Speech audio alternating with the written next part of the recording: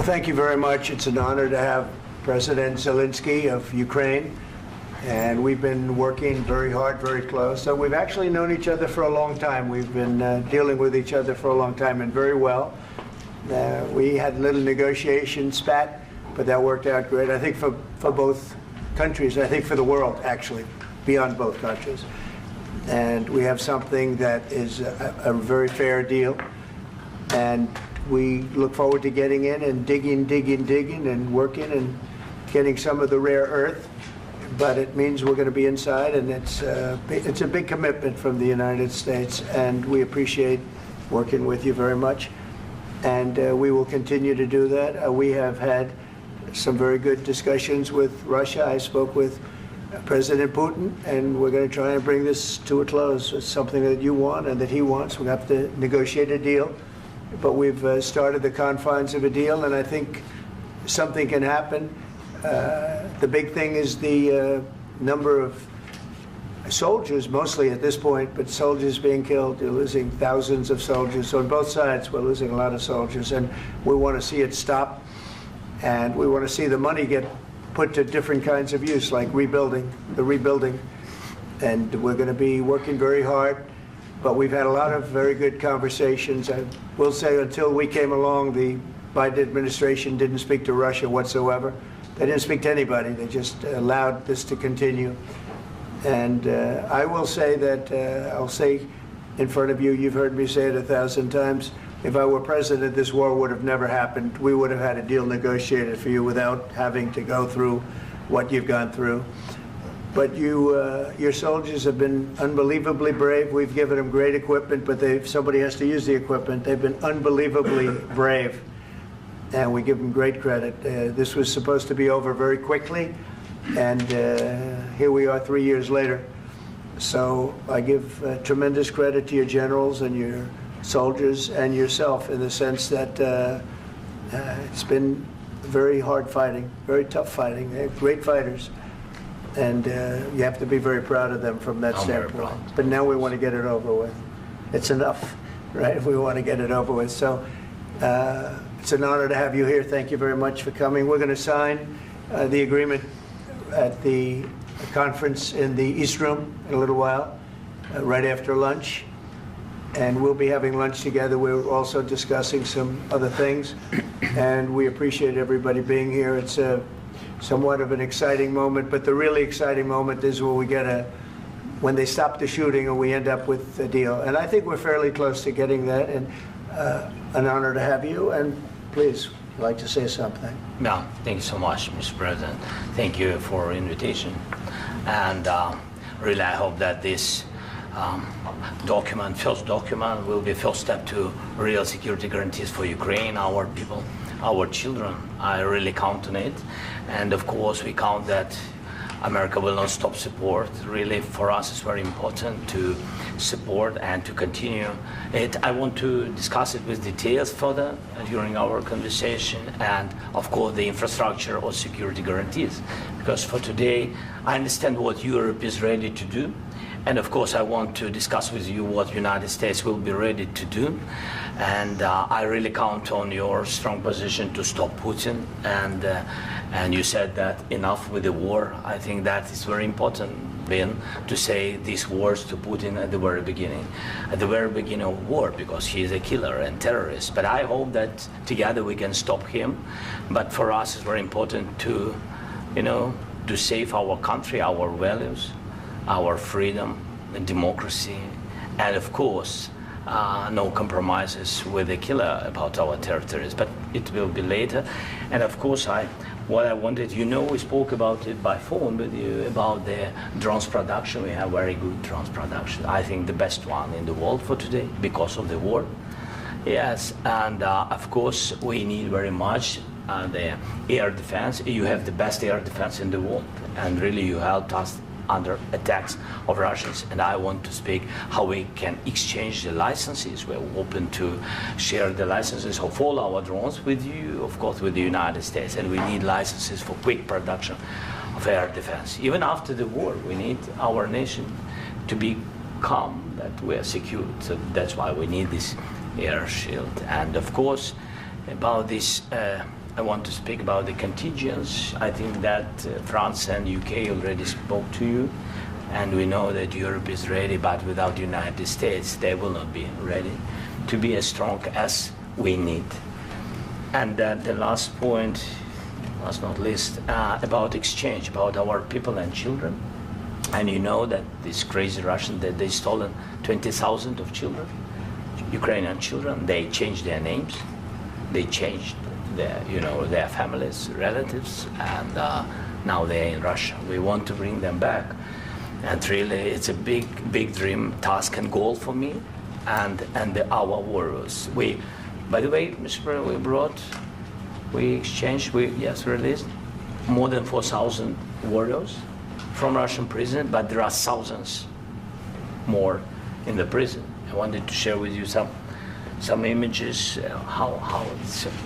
I've just can I now? Yeah, please. Some minutes, 1 minute, 1 minute. Just you to understand in what circumstances, in what situation they are, and what the attitude of Russia to our prisoners. That guys, just you before and after. And you see before and after, just you to understand. Now thousands of such guys, ladies and men, there, and that, so they don't eat, they beat them, and they, so they do a lot of, bad things. So out of, even during the war, there are rules. Everybody knows there are rules during the war. So these guys, they don't have any rules. You see that 50, 60 kilograms left, and a lot of such things. And I didn't want to show you what the changes with images of children, because I will just share with you. And I mean, it's looking tragic. Yep, that's tough stuff. I wanted very much to give you, and you see it. Yeah. This is pastor, by the way. They stolen pastors, because it's not Russian church. They stolen pastors and moved pastors to the prison. At the end of last year, we brought 3 pastors, and we could exchange them. And this is pastor, you see. Yeah, it's tough. Yeah. So I mean, this I wanted to show you, and this. So thank you very much. We want to get that ended, right? Yeah. Of course, we And I want. think we will. And We have to, of course. do you have any questions, please? Mr. President, thank you, Mr. President. With the, how much money is the U.S. going to put into the fund that is being created today, and how does this provide long-term security for Ukraine? Well, we don't know exactly how much, because we're going to be putting some money in a fund that we're going to get from the raw earth that we're going to be taking and sharing in terms of revenue. So it's going to be a lot of money will be made from the sale and from the use of raw earth. And as you know, our country doesn't have much raw earth. We have a lot of oil and gas, but we don't have a lot of the raw earth. And what we do have is protected by the environmentalists, but that can be unprotected, but still it's not very much.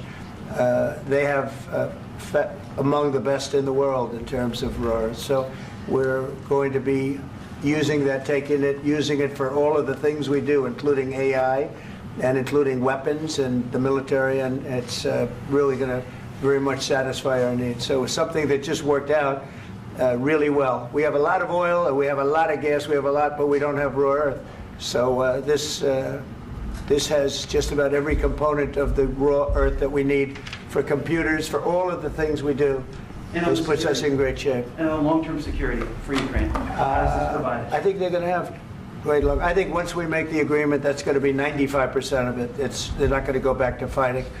I've spoken with President Putin, and I feel very strong. I've known him for a long time, and I feel very strongly that they're very serious about it, and we'll make a deal. And when the deal is made, I don't think, we talk about security. Everyone's talking about the other day, all they talked about was security. I said, let me make the deal first. I have to make the deal first. I don't worry about security right now. We have to have a deal, because right now, last week, 2,000 soldiers died on both sides. 2,000. And they're losing 1,000, 2,000, 3,000 a week. So as we sit here and we talk, people are getting shot and dying on the battlefield. And, they're not American soldiers, but they're Russian soldiers and they're Ukrainian soldiers, and we want to be able to stop it. And we want to be able also to spend money on other things. We don't want to, this is a tremendous amount of money. And what the Biden administration did was terrible. They were giving money, but he had no security on the money. Europe, as you know, gave much less money, but they had security. It was in the form of a loan. They get their money back, and we didn't. And now, at least we're protected because the American taxpayer has to be protected too. But this is an incredible agreement for Ukraine because we have a big investment in their country now, and what they have, very few people have. And we're able to really go forward with very, very high-tech things and many other things, including weaponry that we're going to use in many locations, but that we need for our country. Mr. President, This allows us to do that. will you continue I'm sorry. sending military aid? Yes, go ahead, please. If I can just, yes. In the document, there is one of the very important points. If we speak about business and investment, we never had LNG terminals in Ukraine. This document will open. I mean, the next documents, but anyway, here we see in the framework, we see really goodwill for this. LNG terminals for us is very important, and I think for security of European continent. We have the biggest storage, gas storage. We have the biggest in Europe. Yes, and we can use it. Use it for LNG. Use it for LNG, and we will do it. And really, we can help Europe because Europe really helped. President Trump said that they made less support, but they are our friends and they are our very supportive partners. They really gave a lot, Mr. President. They did. They gave a lot, but they gave much less. No. Much less. No.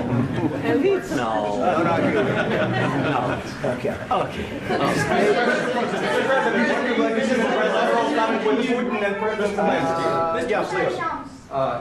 Mr. President Trump, you have repeatedly called the deal with Ukraine as a historical one.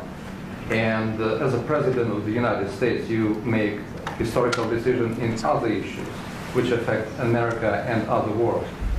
So what place in the world history do you want to take? And do you associate yourself with any famous historical figures?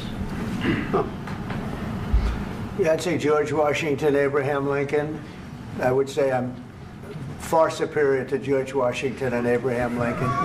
Now, you know I'm only kidding, right? Because when I say that, the fake news is going to go wild. They're going to say he considers himself to be better than Washington. But you never know. You never know. I don't compare myself to anybody. I'm here to do a job. We've had a great 35 days or whatever it might be, a month, a little more than a month. We've accomplished tremendous amounts. Not only this would be a very great achievement if we could get the war stopped and get them back to normalization. I think that's going to happen. We've had very good talks on both sides, as you know. But I think we've done a very good job, just generally. If you look at all of the things we've done in 30 days, they're saying there's never been a opening for a president. The first month, there's never been a first month like we've had. And this is one of the very important things. This, to me, is one of the most important things because we have tremendous death taking place as we speak, and I don't want to have that. You know, think of the parents, whether they're in Russia or Ukraine, think of the parents of all these people being killed needlessly. They came to our territory. Should have never started. This would have, if I were president, this would have never started. Mr. President, where has out your conviction? Mr. President, will you continue sending military aid to Ukraine after the U.S. signs this agreement with Ukraine? Yeah, we're going to be continuing. The question to President Zelenskyy: do you feel like the U.S. is on your side? That the President Trump is on your side at this moment? Right. What do you think? He wants to know, do you think that, sort of a stupid question. I guess we wouldn't be here if I wasn't. But, I think that the United States on our side from the very beginning of occupation, and I think that President Trump on our side, and of course, I'm sure that the United States President will not stop support. This is crucial for us. It's important for us. Yes. And Putin, the president speaks about the people and the soldiers which are dying, but they came to our territory, they came to our land. They began this war, and they have to stop. And I think this is the question, with really the most important question. Can President Trump, I hope yes, with some other allies, to stop Putin, withdraw these enemies, our enemy, withdraw these troops from our land? And I think that you asked about the history, I think that if President, or when, he will stop Putin, if President Trump will bring peace to our country, I think he will be on this wall. I think. We've had very, very good talks. What about military aid to Ukraine? President Zelenskyy just said that there would be no compromises with Vladimir Putin. I just wanted to ask both of you, firstly, are there compromises that you think that President Zelenskyy is going to have to make? And President Zelenskyy, is there anything that you might be thinking that you may be able to offer or bring to the table, for example, elections? Thank you. I think you're going to have to always make compromises. You can't do any deals without compromises. So certainly he's going to have to make some compromises, but hopefully they won't be as big as some people think you're going to have to make. That's all. That's all we can do. I'm here as an arbitrator, as a mediator to a certain extent between two parties that have been very hostile, to put it mildly. They've been very hostile. There's been a vicious war. There's been a vicious war. You know, it's a very level battlefield, and those bullets go out, and as I've said many times, we were talking about it with Pete, many times the only thing stopping those bullets is a human body. And in the case we're talking about, generally young human bodies are stopping a lot of bullets. It's dead level. That's why it's great farmland. It's great land. It's great farmland, but there's very little protection against the bullets that are being, and other things that are being shot. So all I can do is see if I can get everybody at the table and get an agreement. And I think we're going to end up with an agreement. Otherwise, I wouldn't probably be even here today. Mr. President, I've got two questions for you. You think ultimately your legacy will be the peacemaker and not the president that led this country into another war and ended foreign wars? And I've got a question. I hope it will. I mean, I hope I'm going to be remembered as a peacemaker. This would be a great thing if we could do this. I'm doing this to save lives more than anything else. Second is to save a lot of money, but I consider that to be far less important. So I hope I'm going to, thank you, Brian, for that question. It was a nice question. I hope I'll be known and recognized as a peacemaker. This would be a great thing to solve. This is a very dangerous situation. You know, this could lead to a third world war. This was headed in the wrong direction. If this election were lost, if we didn't win this election, and by the way, we won it by a lot. That was a mandate. We won every swing state. We won the popular vote by millions and millions of votes. We won everything. The districts, you look at the areas of red, take a look at a map. This was a big mandate, and this was one of the things. I said, we're going to get this thing settled. If we didn't win, I think this could have very well ended up in a third world war, and that would not have been a good situation. What was your second question? And my second question for President Zelenskyy, why don't you wear a suit? You're at the highest, why don't you wear a suit? You're at the highest level in this country's office, and you refuse to wear a suit. Just want to see if do you own a suit? Yeah, problems. A lot of Americans have problems with you not respecting the dignity of this office. I will wear a costume after this war will finish. Okay. Yes, maybe one. Maybe something like this? Something like yours, sir. yes. That'd be great. Maybe something better, I don't know. Yeah. We will see. Maybe something cheaper than, yeah. Thank you. Thank you. President Trump. Thank you, President Trump. You said yesterday that you have... Are you going to send more arms to Ukraine in case there's no peace? Yeah, we're going to have arms to Ukraine, yeah, sure. Hopefully I won't have to send very much, because hopefully we're going to have it finished. We're looking forward to finishing this quickly. We're not looking forward to sending a lot of arms. We're looking forward to getting the war finished so we can do other things. But we very much appreciate the agreement, because we needed what they had, and we're treating, you know, our country is now treated fairly. Biden didn't do that. He didn't know what the hell he was doing. This should have never happened. This should have never started. But, you know, sure, the answer is yes, but hopefully we won't have to send much, because I'm looking forward to getting it done quickly, very quickly. Does that mean you'll provide security guarantees, Mr. President? I don't want to talk about security yet, because I want to get the deal done. You know, you fall into the same trap like everybody else. A million times you say it over and over. I want to get the deal done. Security is so easy. That's about 2% of the problem. I'm not worried about security. I'm worried about getting the deal done. The security is the easy part. Security is very nice. Everybody stopped shooting. And now will Europe put people there? I know France is going to. I know the UK is going to. I know other countries are going to, and they happen to be right next door. We haven't committed, but we could conceivably. You know, we have security in a different form. We'll have workers there digging, taking the raw earth so that we can create a lot of great product in this country. So in that sense, you have something, but we haven't determined that yet. I will say, in speaking to France and in speaking to, and they were here, as you know, last week and just the other day, they have committed to a lot of security. I don't think you're going to need much security. I think once this deal gets done, it's over. Russia's not going to want to go back, and nobody's going to want to go back. When this deal ends, I really believe this deal is going to be over. Question? Yeah, please go ahead. Thank you. Go ahead. Thank you so Mr. much. President, thank you. You had President Macron and Keir Starmer at the White House this past week, both of whom praised your courage and conviction to lead the pathway towards peace. Yes. Part of that involved, though, re-engaging Russia in diplomatic relations, something that previous leaders lacked the conviction to do so. What gave you the moral courage and conviction to step forward and lead that? Well, I love this guy. Who are you with? One American News, sir. Well, that's why I like him. One American News does a great job. I like the question. I think it's a very good question. It's a pathway to peace. It's a pathway to getting something solved. And I feel that as the head of this country, I have an obligation to do that. Plus, you know, we're very much involved. We got involved. It's too bad we got involved, because there should have been no involvement, because there should have been no war. And there shouldn't have been October 7th. That would have never happened. As you know, Iran was broke.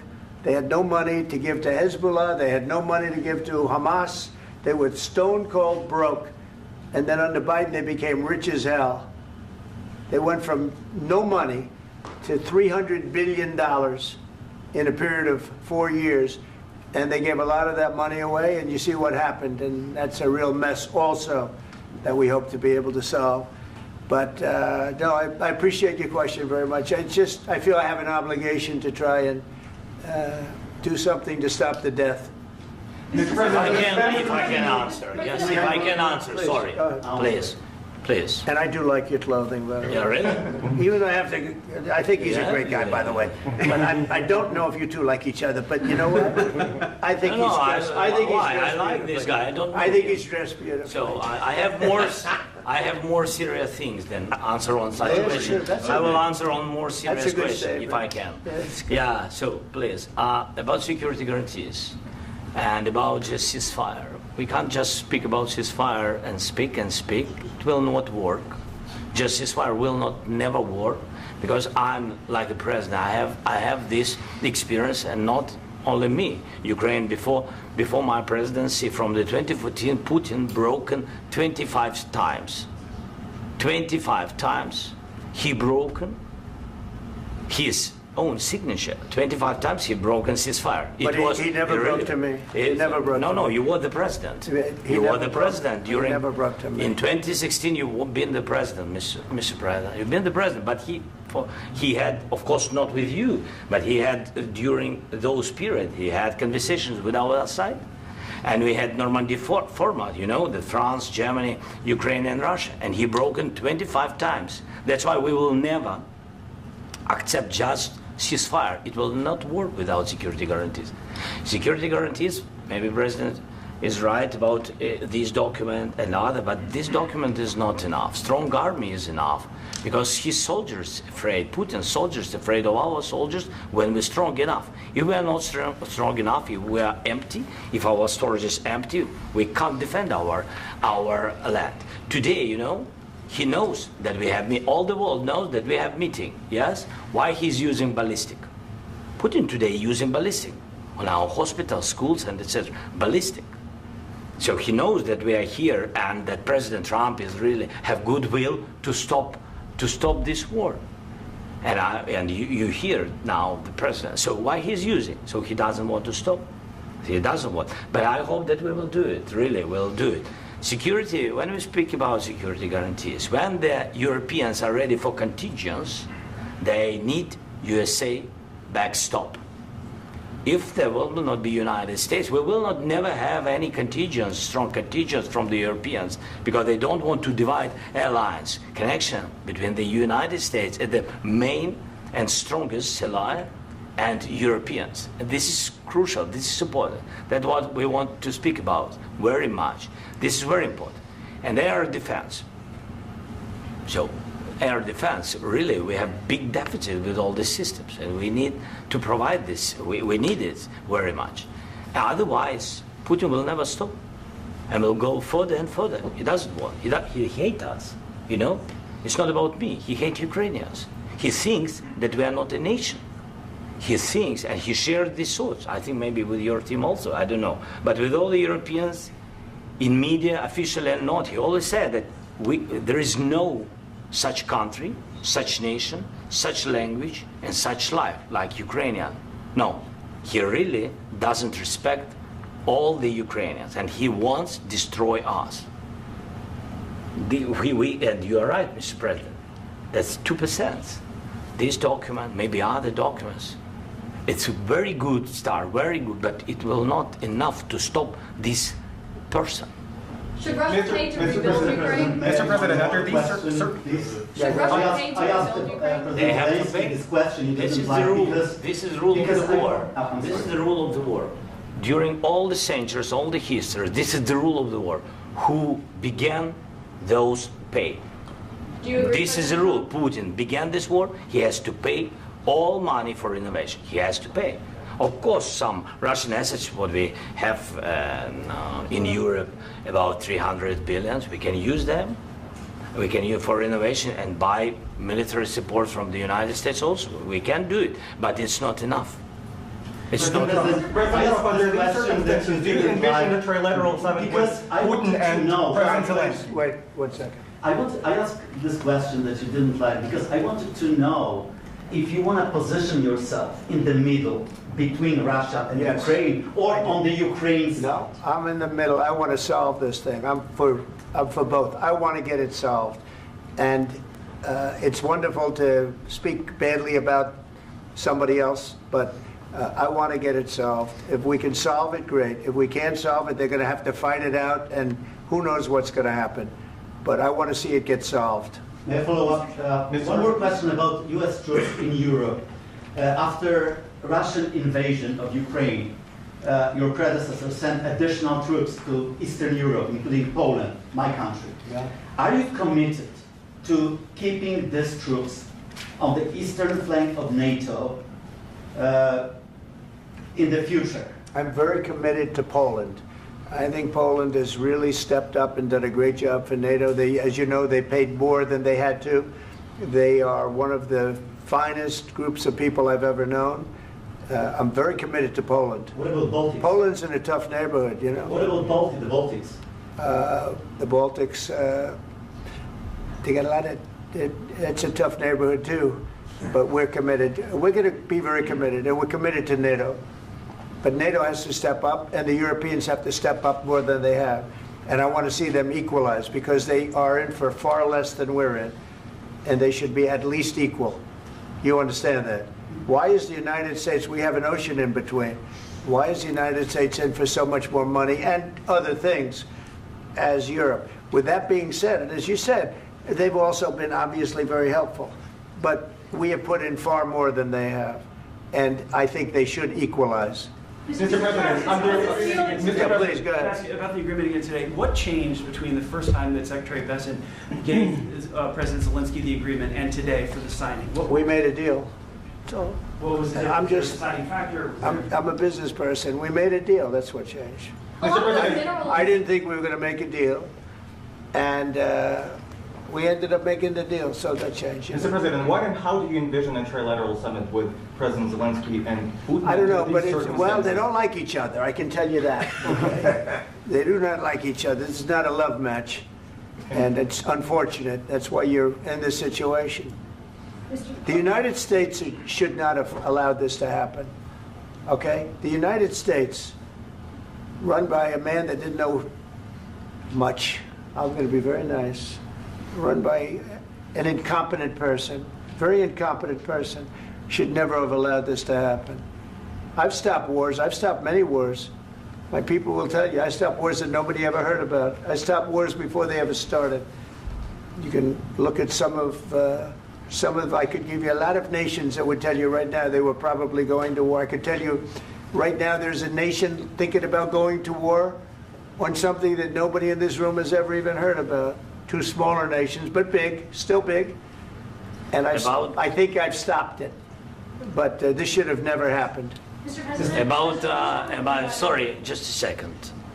About any negotiations. First of all, I want really to tell you, and I think that everybody understands that Ukraine, more than Ukrainians, nobody wants to stop this war.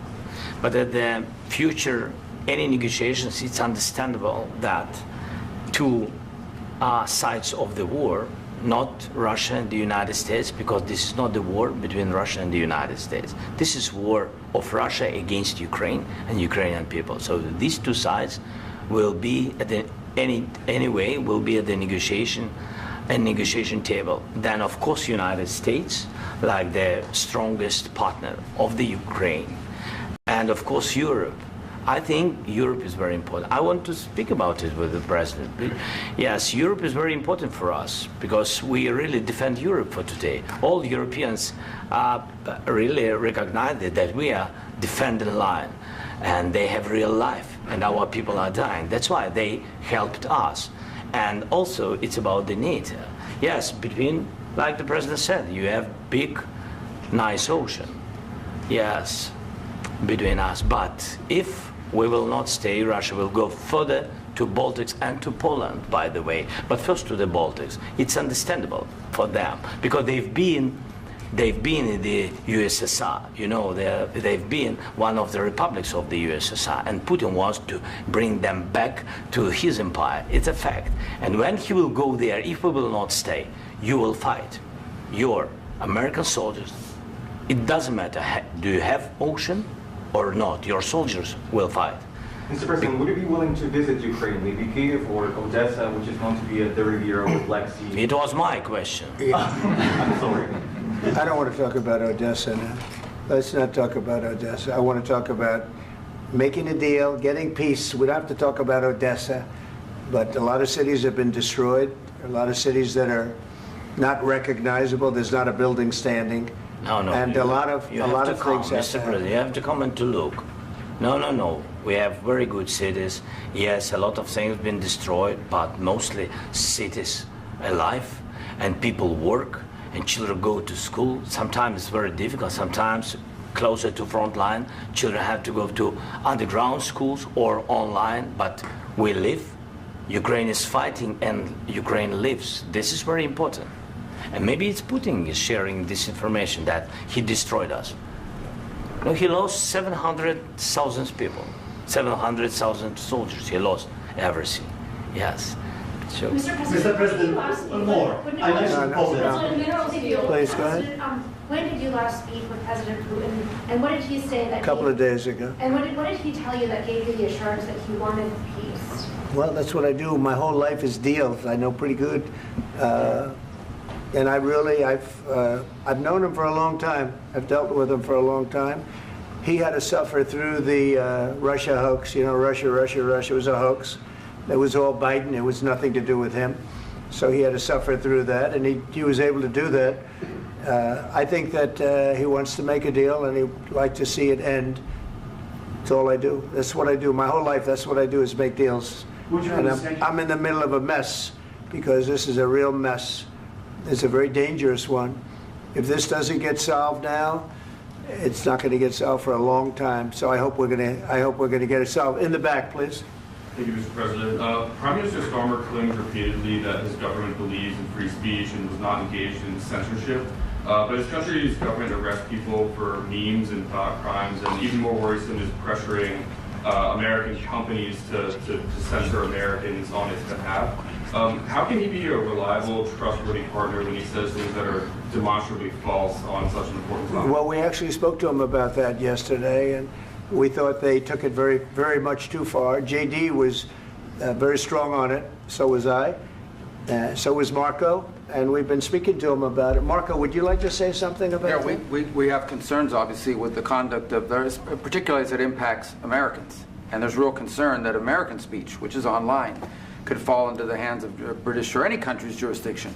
And so this is a point the Vice President made at Munich, and I think it's a very compelling one, that what unites us with Europe, as much as anything else, is these shared values, and one of them being free speech. And so if Americans are threatened by it, we're going to need to take action in that regard. Mr. President.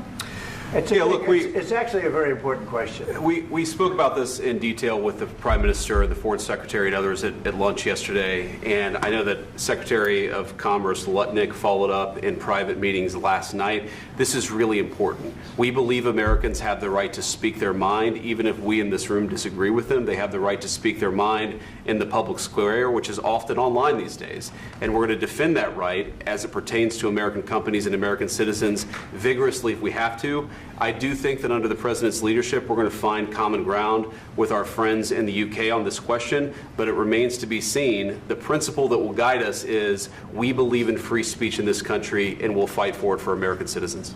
Mr. President, on the deal, is there any other oil and gas component to the deal? Is it all critical? A little bit. We'll see.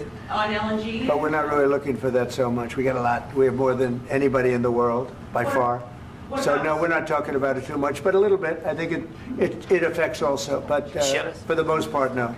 And sir, is there any agreement from Ukraine to purchase U.S. LNG as part of the deal, or is that on the table at all? No, we don't need that. Mr. President, I just wanted to ask you about, you just mentioned that you'd spoken to Vladimir Putin a couple of days ago. Just to be clear, that's a new call, not the one that you... I've spoken to him on numerous occasions. Okay. And how was the latest call?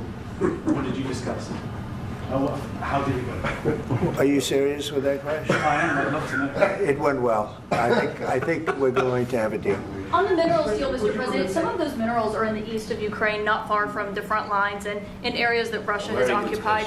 Will you direct President Putin to withdraw his forces from those areas if there's U.S. interest? Well, we'll take a look at the time. We have a lot of area. It's a very big area we're talking about, so we'll take a look. I'll study that and I'll see. And who would protect those minerals if they are U.S. interests? Would that be Ukrainian forces? They'll be protected. The agreement will protect them. U.S. The forces? agreement, yeah, we're signing an agreement. Right, but what if Russia tries to invade or there's Russian aggression in those spots? I just told you I don't think that's going to happen. And if that were going to happen, I wouldn't make a deal. If I thought that was going to happen, I wouldn't make a deal.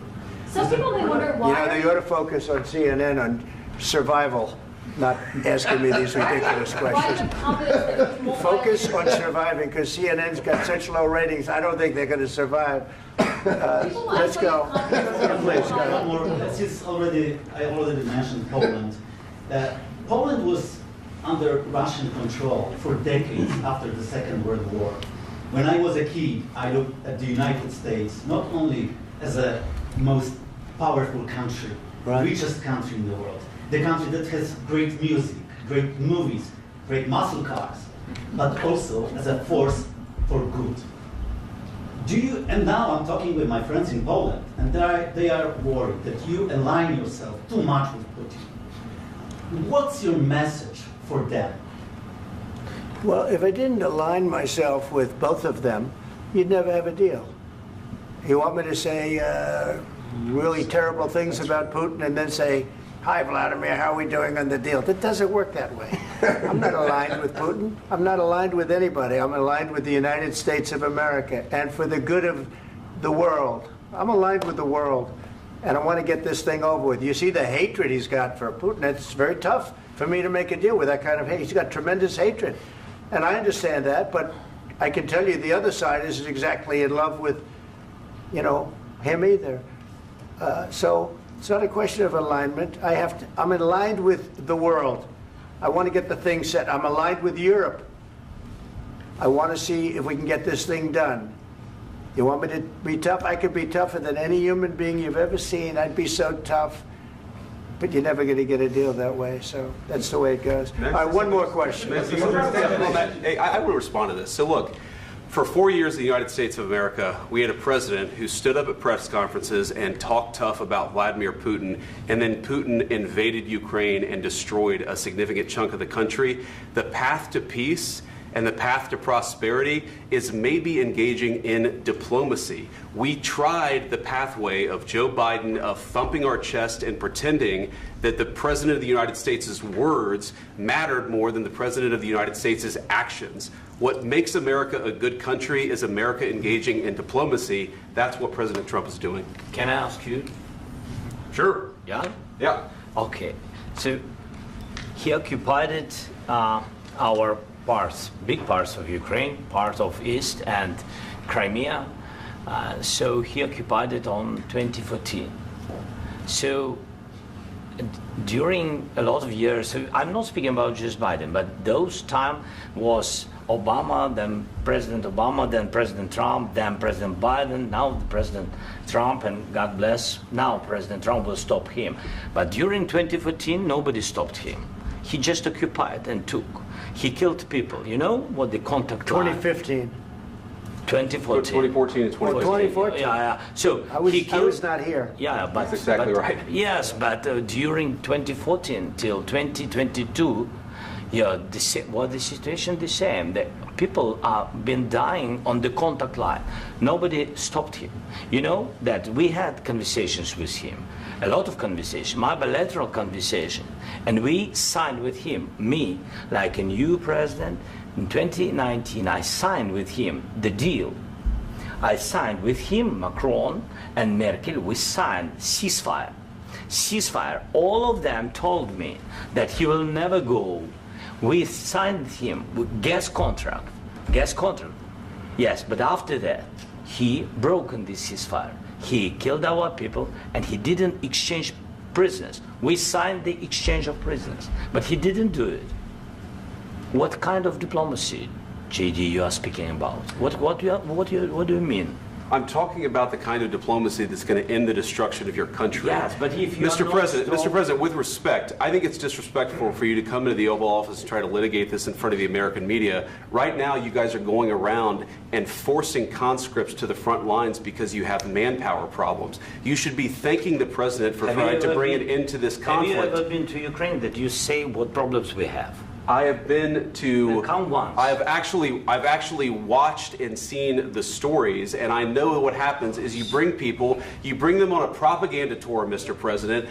Do you disagree that you've had problems bringing people into your military? And do you think that it's respectful to come to the Oval Office of the United States of America and attack the administration that is trying to prevent the destruction of your country? A lot of questions. Let's start from the beginning. Sure. First of all, during the war, everybody has problems, even you, but you have nice ocean and don't feel now, but you will feel it in the future. God bless. You don't know that. God bless. You don't God know bless. That. You will not have a war. Don't tell us what we're going to feel.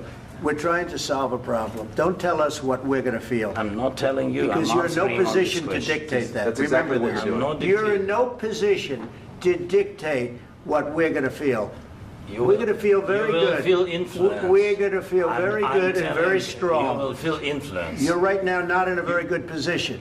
You've allowed yourself to be in a very bad position, and he happens to be right about it. From the very beginning of the war. You're not in a good position. You don't have the cards right now.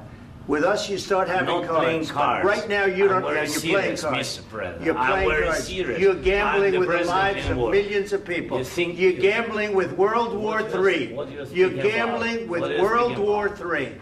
And what you're doing is very disrespectful to the country, this country. That's back to you. Far more than a lot of people said they should have. Have you said thank you once? This entire meeting? No, in this entire meeting, have you said thank you? Today. You went to Pennsylvania and campaigned for the opposition in October. Offer some words of appreciation for the United States of America and the president who's trying to save your country. Please, you think that if you will speak very loudly about the war, you can... He's not speaking loudly. He's not speaking loudly. Your country's in big trouble. Can I Wait a answer? minute. No. Can You've I done a lot answer? of talking. Your country is in big trouble. I know. You're not I winning. know. You're not winning this. You have a damn good chance of we coming are out staying, okay because of Mr. us. President, we are staying in our country, staying strong from the very beginning of the war. We've been alone, and we are thankful. I said thanks You haven't in been this alone. cabinet, You and haven't not been only alone. in this cabinet. We gave you, through I this said stupid president, $350 billion. You voted we gave for you your military president. equipment, You and you voted men for are your brave, president. but they had to use our military. What about If you didn't have You our invited military me- equipment, You invited if me you to didn't speak. have our military equipment, this war would have been over in 2 weeks. In 3 okay? days, I heard it from Putin. In 3 days, this is something Maybe new. less. In 2 weeks, of course, yes. It's going to be a very hard thing to do business like this. I Again, tell you. just say thank you. I said a lot of times thank you to American people. Accept that there are disagreements, and let's go litigate those disagreements rather than trying to fight it out in the American media when you're wrong. We know that you're wrong. But you see, I think it's good for the American people to see what's going on. I understand, sir. I think it's I very understand. important. That's why I kept this going so long. You have to be thankful. You don't have the I'm cards. thankful. You're buried there. Your people are dying. tell you You're again, running I low know. on soldiers. Don't- Listen, don't please, you're running Mr. low President. on soldiers. It would be a damn good thing. Mr. And then President. then you tell us, I don't want a ceasefire. I don't want a ceasefire. I want to go and I want this. Look. If you could get a ceasefire right now, I tell you, you'd take it so the bullets stop flying and your men stop getting killed. Of course, we want to stop the war. But you're saying you don't want a ceasefire. But I said to you, I want a ceasefire. with guarantees. Because you'll get a ceasefire faster than an agreement. Ask our people about ceasefire, what they think. That wasn't it doesn't with matter me. for you what That what wasn't is- with me. It That was wasn't with you. a guy named Biden, who was not a smart person. This That is was your, with, this that was is with your Obama. president. It was your president. Excuse me. That was with Obama, who gave you sheets, and I gave you javelins. Yes. I gave you the javelins to take out all those tanks. Obama gave you sheets. In fact, the statement is Obama gave sheets and Trump gave javelins. You got to be more thankful, because let me tell you, you don't have the cards. With us, you have the cards.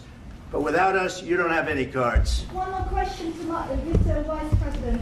I'm sorry. It's going to be a tough deal to make, Um, because the attitudes have to change. What if Russia breaks ceasefire? What if Russia breaks peace talks? What do we do then? I understand that it's a heated conversation right now. What are you but saying? what She's if asking, what if Russia Putin breaks the breaks ceasefire?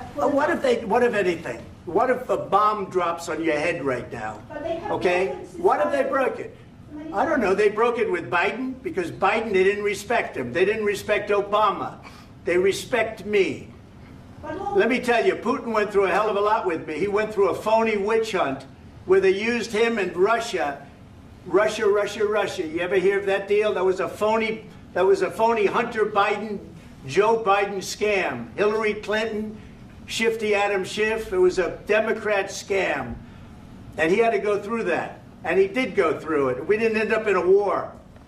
And he went through it. He was accused of all that stuff. He had nothing to do with it. It came out of Hunter Biden's bathroom. It came out of Hunter Biden's bedroom. It was disgusting. And then they said, oh, the laptop from hell was made by Russia.